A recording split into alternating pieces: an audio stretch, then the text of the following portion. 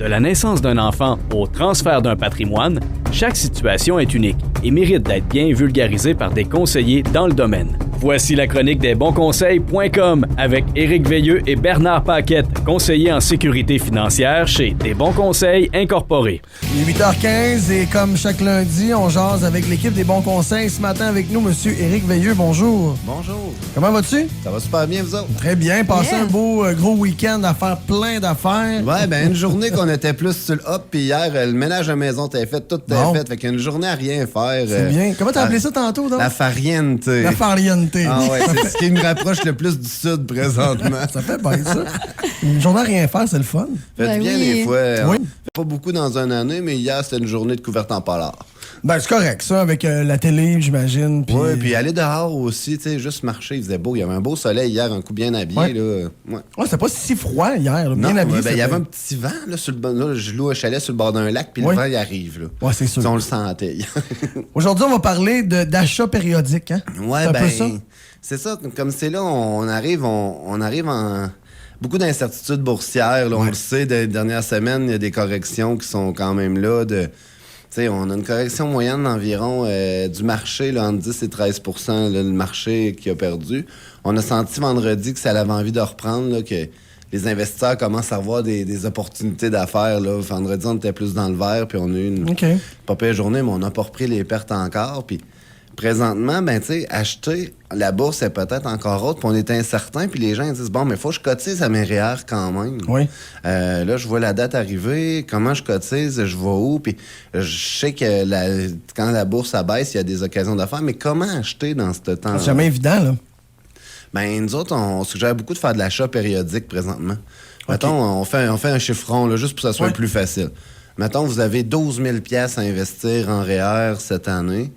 Ben, présentement, la façon qu'on travaille, c'est qu'on prend le REER, on l'investit, genre ce qu'on appelle dans le marché monétaire, le money market. Ça veut dire, on fait pas d'argent dans le marché monétaire. Là, c'est quoi le marché monétaire? Le marché monétaire, c'est...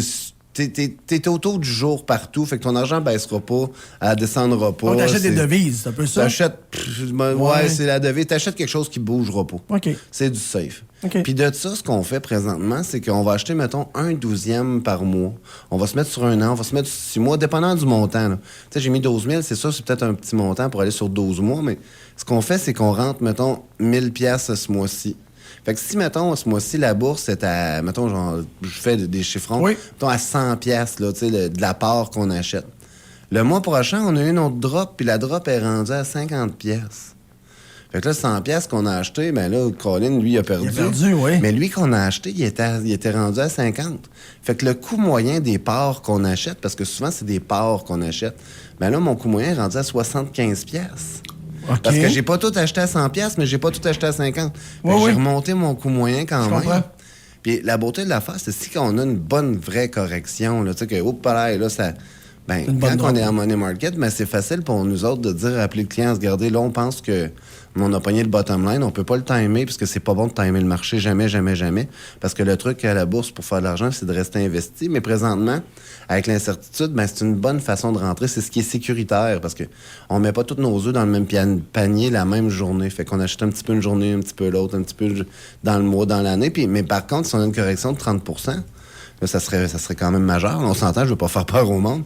Mais c'est sûr que je rappelle tous les clients, puis je leur dis, hey, là, ce qui reste qu'on avait investi là, dans le marché monétaire, mais ça serait le temps de rentrer la balance puis tout acheter, parce que là, la quincaillerie est en spécial. Oui. Si vous rentrez, tu sais, c'est comme j'en dis tout le temps, quand tu vas chez Canadian Tire, si tu achètes un pan spécial, ben, tu t'es fait avoir. Puis c'est rien contre Canadian Tire, mais ce que je veux dire, c'est imaginer qu'il y a 50 % sur les actions, ben, ça vaut la peine de les acheter, parce qu'on sait très bien qu'ils vont remonter, parce que bizarrement, la bourse, c'est tout ce qui baisse va remonter plus haut. Ben, de toute façon, tu le disais hors d'onde, t'en as connu d'autres, des crises. Là, on n'est pas nécessairement dans une crise, on est dans un réajustement parce qu'il y a beaucoup d'incertitudes. Les marchés étaient hauts, on a de l'incertitude économique avec la Russie, avec l'Ukraine.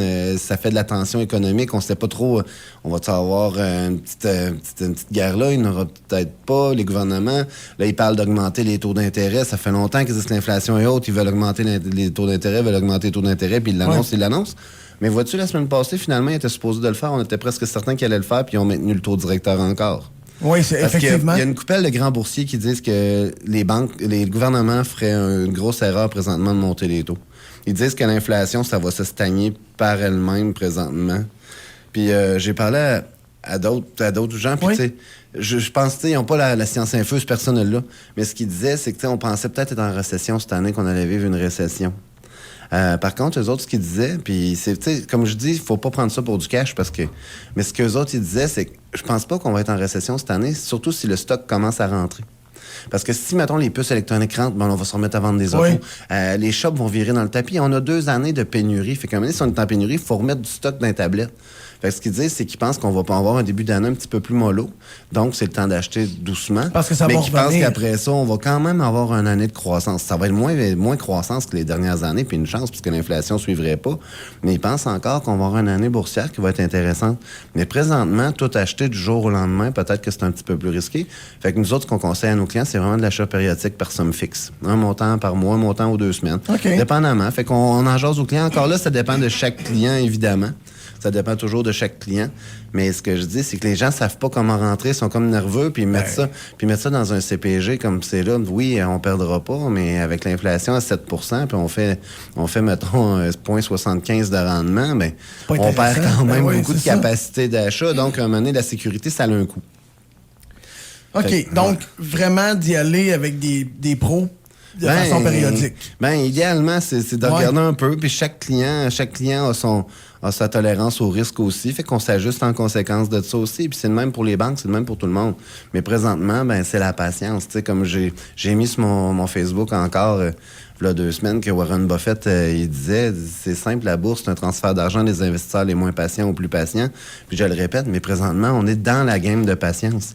Puis l'achat périodique par somme fixe, c'est un moyen d'être patient.